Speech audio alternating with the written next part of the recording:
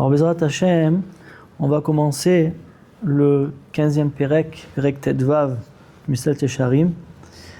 C'est le dernier Perek de la Prishut, de s'abstenir de ce monde-là, de se séparer de ce monde-là, comme on avait parlé déjà avant. Alors, dans le premier Perek, premier chapitre sur la Prishut, alors le Ramchal, il nous avait mis en garde, il nous avait bien expliqué ce que c'était la Prishut, c'est de s'éloigner de toute chose qui peut amener au problème. D'accord ? Comme on a parlé, Rabbi, qu'il a dit qu'il n'avait pas été né de ce monde, ça veut dire qu'il n'avait pas profité de ce monde, qui veut dire qu'il n'est jamais rentré dans un problème qui a pu l'amener à rentrer dans la Vira Chas Shalom. Et on avait dans le Pérec d'avant, ce chapitre en fait d'après, on avait parlé que tout ce qui va dépasser ce que l'homme il a besoin dans ce monde, alors ça appartient au Yetzer Hara. Et l'homme il rentre dans les griffes du Yetzer Hara s'il se lâche dans les profits de ce monde-là.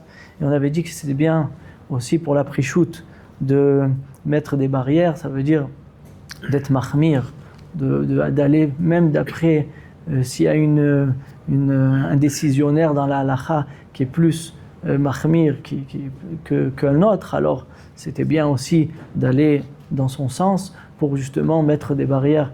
Plus l'homme il se met des barrières, mieux c'est. Et on avait parlé aussi sur le Inyan que l'homme il faut qu'il se faire ibo des doutes, des fois qu'il aille dans un endroit réfléchir avec soi-même, et ça l'amène beaucoup à la Prishut. Maintenant dans ce Pérek là, le Ramchal il parle comment acquérir cette Prishut là. Comment quelqu'un il peut arriver à acquérir la Prishut, de pouvoir un peu s'éloigner tout doucement de ce monde-là. Comment il peut faire? En vérité, il nous dit quelque chose d'exceptionnel, le Ramchal ici. C'est vraiment la clé du monde, moi je l'appelle, parce que c'est tout à fait nifla ce qu'il dit. Il dit comme ça.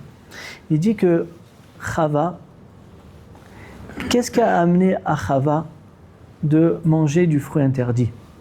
Alors, le passouk, il nous dit que Chava, elle a contemplé le Etz Hadat Tovara qui était beau. Il était beau, les fruits avaient l'air très très bons, éclatants, comme ça. Ils avaient l'air vraiment assissis, on dit en hébreu. Ils avaient l'air vraiment dégustés, comment on dit? C'est que Nifla est très très bon. Donc, Be'etzem, Chava, elle s'est fait avoir par ses yeux. Les yeux qui ont vu quelque chose qui a amené à la ta'ava, qui a amené à l'envie, c'est ça qui l'a fait trébucher. Après, c'est sûr que le Nachash, le serpent, il a aussi mis du sien, mais aussi ce qui a causé essentiellement le problème, la Torah elle nous prouve dans ces mots, c'est qu'elle a vu, elle a regardé et elle a vu le Etz Hadat qu'il était attirant. Donc elle a donné à ses yeux de voir des choses que peut-être que c'est pas. Maintenant, Hachem il n'a pas interdit à Chava il n'aura pas dit de ne pas regarder le Etz Hadat. Mais elle aurait dû mettre des barrières en sachant que regarder quelque chose d'interdit, ça peut amener au problème. Elle aurait dû se mettre une barrière. Et comme elle n'a pas mis la barrière, c'est ça que le serpent il a pu la faire trébucher. D'accord ? Maintenant, ici se cache quelque chose de très très grand. Le Ramchal, il nous dit dans son Sefer Adir Bamarom, il nous explique un peu ce que c'est la force de l'œil. Il y a dans l'œil une force exceptionnelle. C'est que quand quelqu'un il regarde quelque chose, il contemple quelque chose, alors cette chose-là, elle va se graver dans la neshama de l'homme. Elle va se graver mamash dans la neshama de l'homme. Et pas seulement ça, il dit, pas seulement elle va se graver dans la neshama de l'homme, mais c'est aussi ta force de ce que tu as regardé, la force de l'œil. En fait, il doit renvoyer une certaine énergie, l'œil, que même à la chose que tu vas regarder, tu vas lui donner un morceau de toi. Par exemple, il dit le Ramchal que la Torah elle a interdit de regarder la Vodazara. De regarder la Vodazara, c'est interdit. Pourquoi? Alors, tu peux dire aussi parce que si tu vas regarder, peut-être tu vas être tenté. Mais à part ça aussi, il dit le Ramchal, en regardant la chose, tu vas donner de ta force à la chose. On ne sait pas la force que l'œil il a. L'œil il a une force énorme. Et le Rab Chaim Vital, dans ses Sefer Otzrot Chaim, il dit que l'autruche, par exemple, l'autruche, quand elle veut faire éclorer son œuf, alors elle ne s'assoit pas dessus, mais elle regarde. Et on voit d'ailleurs que l'autruche, elle arrive à... Son regard, il est très très fort. Et elle regarde l'œuf et elle arrive à l'éclorer en regardant. Et Dieu, le Rab Chaim Vital, de ça, on voit que l'œil, il a une force aussi. C'est ça aussi la force du Aïn Hara. Quelqu'un qui veut faire du mal à quelqu'un, déjà, il va faire passer une énergie de son œil à la personne et il va l'endommager, chas v'shalom. Donc il nous dit le Ramchal que l'œil a beaucoup de force. L'œil, tout ce que tu vas regarder, ça va être gravé en toi. Ça va être gravé à l'intérieur. C'est pas seulement j'ai contemplé quelque chose et 2 secondes après ça s'est volatilisé. C'est faux, il dit le Ramchal.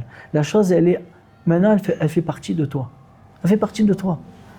Alors, il dit que, étant donné que la chose, elle fait partie de moi, là est le problème, parce que quand tu regardes quelque chose qui va t'attirer, alors, pour se séparer de cette chose-là, ça va être très difficile. Parce que, étant donné que maintenant, elle a pris place en toi, même toi, tu lui as donné ta force, et la chose, elle a pris place en toi, alors, c'est ça qui va réveiller en toi l'envie. Parce qu'elle est en toi maintenant, c'est la chose, elle est en toi, elle est sur ton œil. J'ai ramené une histoire ici, qu'il y avait un homme qui était sorti de la bourse avec beaucoup d'argent. Et il y a un voleur qui l'a pickpocket. Il y a pris en vitesse comme ça, il y a pris le sac où il y avait son argent et il a couru. Maintenant, celui qui a été volé, il a réussi à le voir, mais pas assez. Donc quand la police, elle a essayé de lui demander à quoi il a l'air, il n'a pas réussi à mettre le doigt sur quelque chose, parce qu'ils lui ont montré des photos de plusieurs voleurs, que c'est peut-être eux qu'ils étaient chashoudim, ils étaient soupçonnés, mais il n'a pas réussi à mettre le doigt sur un de tout cela, parce qu'il n'avait pas assez vu. Ils ont amené... La police ont amené un hypnotiseur, je ne sais pas si ça se dit comme ça, quelqu'un qui met à pnet, on dit en hébreu, et il a fait revenir la personne au moment du vol, et il a réussi à lui faire dire de comment, c'est-à-dire, il a réussi la personne qui s'est fait voler à dire à la police à quoi il ressemblait. Il a l'air comme ça, il a l'air comme ça. Mais quand il est revenu sur l'endroit du vol, alors ça s'est fait très vite, mais en vérité, le Méapnet, il a réussi à lui faire sortir ça parce que c'est gravé dans ton cerveau. Rien que toi, tu n'arrives pas bien à le mettre en place. Mais si on te ramène à l'endroit, là-bas, tu pourras arriver à ça. De ça, il a ramené ce livre-là que j'avais vu cette histoire-là, pour montrer même des fois un regard. Il y a contempler, c'est vrai. Quand je contemple, alors il y a vraiment un vrai kécher qui se fait entre moi. Hein. Il y a un vrai lien, un vrai chibour, d'accord, qui fait entre moi et la chose. Mais même des fois, même un regard. Un regard, toi tu crois que ça t'a rien fait du tout. Mais même le regard, lui-même, un petit regard comme ça, en vérité, il est à l'intérieur de toi. Toi maintenant, tu n'arrives pas peut-être à le remettre en place dans ta tête, mais il fait partie de toi. D'accord? Et de ça, on voit la force de l'œil. Alors il dit le Ramchal, il dit c'est bidiouk ça. En vérité, l'homme, il est tellement attiré par ses tentations, mais l'essentiel du problème, c'est ses yeux. Et il a dit le Ramchal que l'essentiel, c'est de protéger ses yeux, de savoir quoi regarder. Savoir quoi regarder. Et c'est ça le inyan, c'est qu'en fait, notre nefesh, la nefesh de l'homme, elle est épuisée. Pourquoi elle est épuisée? Parce qu'aujourd'hui, on est dans une génération où les publicités, que ce soit les vitrines des magasins, le dehors, aujourd'hui, il y a tout qui est magnifique, des voitures exceptionnelles, des habits qu'on ne peut pas arriver mieux que ça. De toutes les générations d'avant, ils cousaient, ils allaient chez le courturier, ils étaient contents. Aujourd'hui, tout est avec les machines, tout est le plus magnifique, avec les lunettes de soleil, tout ce que tu veux aujourd'hui, tout est parfait. Et l'homme, toute la journée, il voit ça, il voit, et ça s'imprime. Ça s'imprègne à l'intérieur de Neshama, et l'homme il est tenté ça, et qu'est-ce qu'il va faire? Il va essayer tout le temps d'arriver à acquérir tous ces kinyanim là. Pourquoi? Parce qu'il a envie. Ça fait partie de lui, c'est ancré en lui maintenant. Donc c'est pour ça qu'il y a beaucoup de mal de se séparer de ce monde, parce que ce monde il t'attaque. Tu attaques et toi tu te donnes à cette attaque-là. C'est pas, tu t'es pas séparé de ça, parce que tu fais que regarder les choses qui vont t'amener à la tentation. Mais c'est parce que on a une force énorme dans nos yeux. C'est une force rouhanite, c'est une force spirituelle, Rabotai. C'est pas une force qu'on peut expliquer. Vous savez, même dans la pupille de l'homme, il y avait aussi une autre histoire que quelqu'un s'était fait assassiner, Chas v'Shalom, et la Mishtara, la police, ils étaient arrivés à retrouver le voleur, parce que la dernière image que l'assassiné, il avait vue, c'était l'assassin. Et il était gravé dans son œil. C'était la photo de la personne était gravée dans son œil. Ça veut dire que chaque chose qu'on regarde est gravée en nous à Botaï. Et c'est pour ça qu'on n'arrive pas à se séparer de ce monde-là. Parce que, voilà, on fait que regarder. Et c'est ça que Chava, elle a trébuché sur ça. Elle n'a pas donné ces barrières-là. Elle a regardé le Hetzadat. C'est pour ça qu'elle a été attirée par ça. À plus forte raison, Rabotai, les gens qui font pas attention et ils regardent par exemple des films. En vérité, si vous regardez tous ces films-là, ils te proposent les plus grandes stars qu'il peut avoir, les gens qui sont, on dirait, dans l'imaginaire, mais on dirait les gens les plus beaux qu'il peut avoir, les femmes les plus belles, les voitures, tout le confort matériel qu'il peut avoir, tu vois dans les films. C'est ça le film. Le film, il va intéresser les gens, donc il leur montre. Et toi, ça devient gravé en toi, et toi tu as envie de ça, mais c'est impossible d'arriver à ça. C'est le maximum de la tentation. Mais tu es toujours en train d'essayer de regarder même les enfants quand ils voient ces films-là, ils sortent du film, ils veulent être la même chose. D'accord, ils font la même chose, ils vont se coiffer comme l'acteur, ils vont parler comme l'acteur. C'est comme ça. C'est l'œil qui regarde la chose, c'est gravé en lui et ça te tente à chaque fois. Tu es tenté. Donc la solution à Botaï, c'est de faire un peu plus, pas obligé de regarder dans la rue à droite et à gauche tout le temps qu'est-ce qu'il y a et qu'est-ce que le monde y propose. C'est pas obligé. Parce qu'on a besoin, oui, mais regardez tout ce qu'il y a dans AliExpress, dans Amazon et tout ce qui se propose, et les plus belles choses, les plus beaux tailleurs du monde et tout ce que tu veux, ça crée en l'homme encore l'envie de ce monde-là. D'accord? Donc c'est l'œil le plus dangereux, c'est l'œil de l'homme. Vous savez, les gens ils croient que la famille Abou Khatsera, Baba Saleh, son frère, son fils Baba Meir et tout ça qui gardaient leurs yeux. Alors les gens ils croient que c'est seulement pour pas avoir des femmes interdites et tout ça, mais c'est pas vrai. C'est pas que ça. C'est vrai, Badaï, mais aussi ils voulaient pas voir ce monde-là. Ce monde-là, il te tente, tu es tenté par tout. Et eux, ils se sont mis une barrière, ça je veux. Alors ça c'est le niveau maximal. Ils sont arrivés à Dagon Iflaim. Ils sont arrivés à que leur neshama, leur âme, elle prend le dessus. Elle prend le dessus, mamash, sur leur corps. Mamash. Mais c'est la darga, le plus nifla, mais c'était ça leur sod. C'était qu'ils ne voulaient pas avoir de rapport avec ce monde-là. Donc ils se sont écartés. Donc ça, c'est la première chose que le Ramchal il nous dit pour acquérir la prichout. C'est la première chose qu'il faut faire attention, c'est à ses yeux. Deuxième chose aussi que le Ramchal il nous propose pour acquérir la prichout, c'est qu'il faut réfléchir un petit peu à toutes ces tentations que le monde y propose. Par exemple, il parle ici de la Tavat Achila. Tavat Achila, c'est l'envie de manger des choses raffinées et tout ça. Alors, on a dit que tout ce que l'homme il a besoin, c'est évident qu'il n'y a pas de problème et c'est même bien. C'est pour ça qu'Hachem, il a créé ça dans ce monde, pour ton bien-être. Mais quand tu réfléchis un petit peu à la chose, tu ne vas pas exagérer. Pourquoi? Il dit au Ramchal, regarde comment la chose est. Le ochel que tu vas manger, dans 2 secondes, il ne va plus exister. Tu as une belle assiette comme ça, avec toutes les bonnes choses du monde. Quand tu vas la manger, dans 5 minutes, il n'y a plus rien.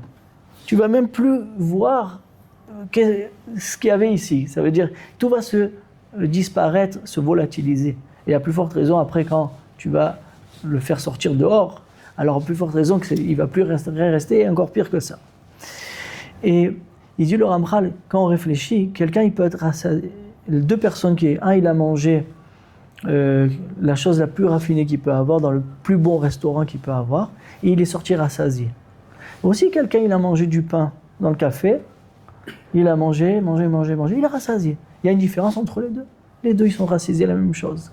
Que tu manges une noix bien graissée, comme ça il dit le Ramchal, ou bien tu manges du pat kibar, tu manges du pain sec, en vérité la maskana, le résultat des deux, ça va être la même chose.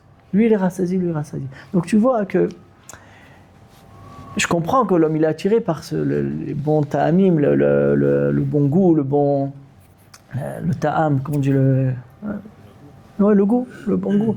Mais ça ne vaut pas le coup d'investir toute sa vie à l'intérieur de cette chose-là. C'est ça qui veut nous dire le Ramchal. Parce que ça se volatilise. Et la totsa, elle est la même. C'est-à-dire le résultat, il est le même. Donc, d'investir tout son monde pour ça, ça ne vaut pas le coup. Donc ça aussi, ça va aider quelqu'un qui réfléchit à ça, ça va l'aider à un peu mettre des freins sur les tentations de ce monde-là et arriver à que la neshama, elle prend un peu plus le dessus sur le corps.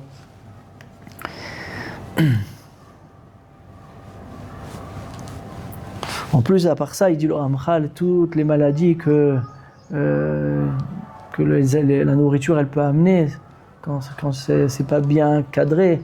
Alors tu peux manger plus trop d'huile, trop de sucre, et ça amène des problèmes à l'homme. Et ça peut aussi, quelqu'un des fois il mange, il se sent lourd, il se sent pas bien. Tu vois, qu'est-ce qui t'a amené cette nourriture-là? Elle t'a amené à être lourd, te sentir pas bien. Donc c'est anat rega, ça s'appelle. Rien que le profit d'une minute, le profit d'un instant, et après tu vas supporter pendant toute la nuit, tu vas avoir une indigestion et tu vas pas être bien, tu vas pas te sentir bien. Donc on voit que c'est pas qu'aider de courir après une tentation qui va se finir après quelques instants. D'accord? C'est une du Ramchal. D'accord. Et plus l'homme il va réfléchir à tout ça, que chaque tentation, elle peut l'amener à des problèmes, alors tout doucement, l'homme il va réussir à se retirer, se rétracter un peu plus de ce monde-là. Mais par contre, il dit le Ramchal, quand même, il faut faire attention de ne pas sauter les étapes. Si quelqu'un il décide de travailler sur, par exemple, de se travailler là, de ne pas regarder Yoter Midaï, il ne faut pas regarder tout ce qu'il peut avoir dans ce monde-là qui tu vas être attiré. Alors, une chose. Pour l'instant, il commence par une chose. Je ne regarde pas ci, je ne regarde pas ça. Tout doucement. Et après qu'il s'habitue et que ça devient ancré en lui, alors il peut passer à la suite. Mais si tu essayes de faire tout d'un coup, alors c'est sûr que le Satan, il va te balayer. Et même ton corps, il ne va pas supporter. Donc il faut tout doucement habituer le corps à ça. Et tout doucement, la Neshama peut prendre le dessus sur le corps. Mais d'un coup, c'est pas possible parce que qui c'est le balabaït dans ce monde? Qui c'est qui est l'essentiel? C'est l'homme, c'est le corps. C'est le corps qui il est là, c'est lui qui décide ce qu'il veut faire. La Neshama, elle est rien qu'enfouie dans l'homme. Donc si tu veux que la Neshama, elle prenne le dessus, c'est que tout doucement, habituer le corps à ça. D'accord? Encore une barrière que le Ramchal nous dit, on finit avec ça, Bezrat Hashem, c'est que si tu fréquentes des gens, de fréquenter des gens qui sont au-dessus, qui sont en fait tout le temps dans les tentations de ce monde-là, parce qu'ils ont beaucoup d'argent et ils ont beaucoup d'envie, ça veut dire ils n'ont pas de frein, ils ne se freinent pas, c'est pas des gens qui ont de la hirat shamaïm et tout ça, c'est sûr que tu n'arriveras pas à tenir. Parce que tout le temps, tu vas voir ces gens-là, tu vas les envier, tu vas vouloir ce qu'ils ont. Donc il dit le Pitarol au Ramchal, c'est un peu de s'écarter de ces gens-là, de ne pas trop fréquenter des gens qui qui sont dans les tentations de ce monde, parce que sinon tu ne pourras pas tenir. Tu vas être trop attiré par ça. On voit par exemple Eliyahu Hanavi et Elisha, David Ameler, eux, ils ont l'endroit essentiel où ils habitaient, c'est dans les montagnes. Alors aujourd'hui, c'est pas possible, Rabotai, mais au moins on voit déjà l'idée que ces tzadikim-là, ils ont vu qu'en restant dans la chevra des Bnei Adam, dans le voisinage, où tous les gens ils courent après leur tentation toute la journée, tu peux pas tenir, même si tu es Eliyahu Hanavi, tu es Elisha Hanavi, tu es David Ameler. Eh ben, ils ont dit, pour s'alléger, et pour pouvoir justement monter dans les dargots de la Tahara et de la Prichout, alors ils se sont évadés. Ils sont partis un petit peu habiter dans des endroits qui là-bas ils avaient les pâturages et qu'il n'y avait pas beaucoup de gens. Mais ça encore une fois, c'est le maximum de la Prichout. Mais au moins nous, au moins pour nous, le minimum de pas trop se lier avec des gens qui sont efkerim, ils se donnent à toutes les tentations qu'il peut avoir.